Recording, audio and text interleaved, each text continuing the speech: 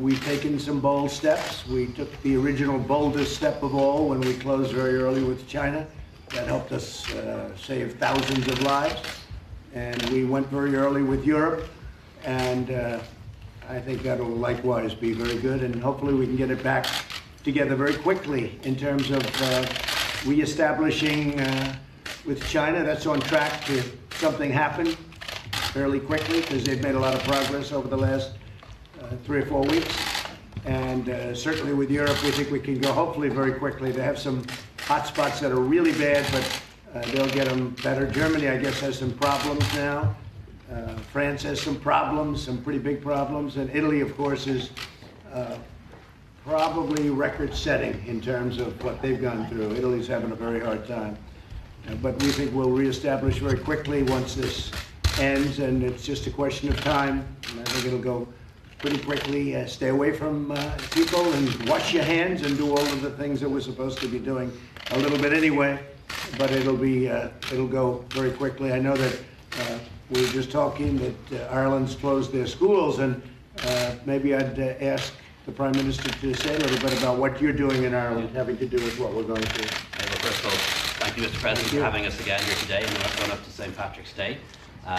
Just another opportunity, I think, to show how close Ireland and America are and how good our relationship is, politically and economically and everything else. And St. Patrick's Day has become, I think, a symbol of how close Ireland and America are, and how we're going to continue to stay close into the future. The big concern in Ireland and Europe at the moment, as you know, is COVID-19, and we've acted, just as you've acted decisively in the last couple of days. So we have restrictions on travel, for example, to Italy for a few days already, but as of tomorrow, our schools will close, our creches will close.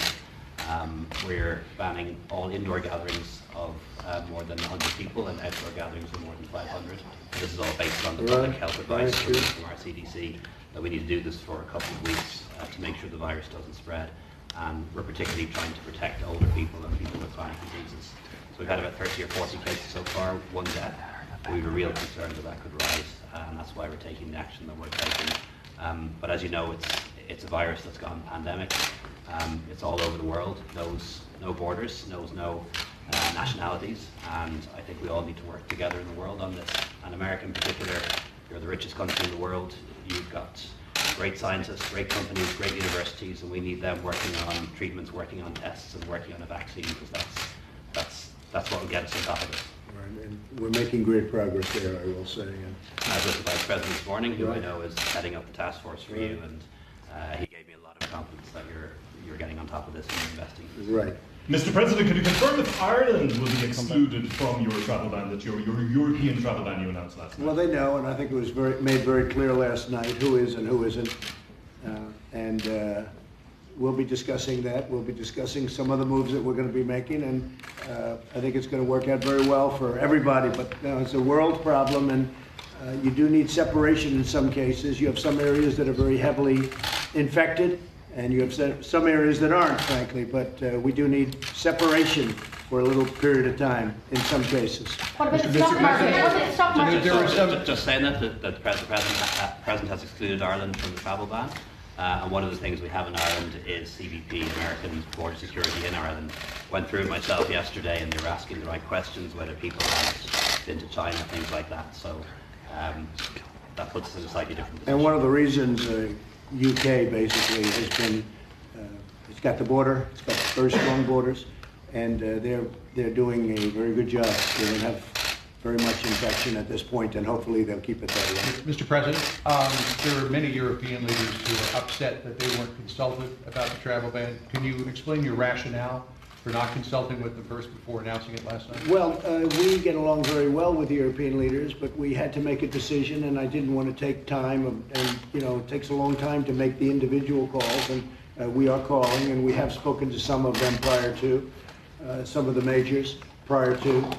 But we had to move quickly. I mean, when they raise taxes on us, they don't consult us, and I think that's probably one and the same. They've done things, the European Union, as you know, has done some very big tax raises over the years, not so much with me because I won't put up with it, but they haven't consulted us. And in the case of European Union, I've consulted with many people. Do you have any idea what the overall economic impact of these travel restrictions Well, it'll will be a big impact, but it's a bigger impact, and it's also a human impact, which is more important, frankly, than the financial.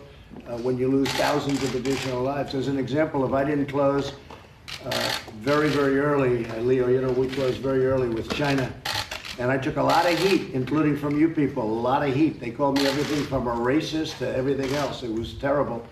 And the same people, then they say, oh, he closed too fast. Why did he close? Most of them said, why did he close with China? That turned out to be a great move. What we did with Europe is this was the time. And China, a lot of it came from when you think of what happened to Europe, because it was very fast and very furious. And what happened is a lot of people went from China into Europe, and Europe suffered tremendously. You know, you see what's going on.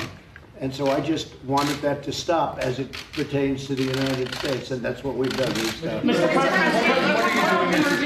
are your plans, Mr. President, about campaign rallies, about travel outside the White House? You originally had some travel on the schedule. I did. We had some big rallies. We canceled one that we were thinking about doing in Las Vegas, as you know, and one in Reno, Nevada.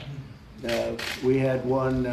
We had about 3 of them in Nevada, actually, and we had 4 or 5 of them that we were thinking about. We have a big one in Tampa, all sold out. We have over 100,000 requests for tickets, but I think we'll probably not do it because people would say it's better to not do.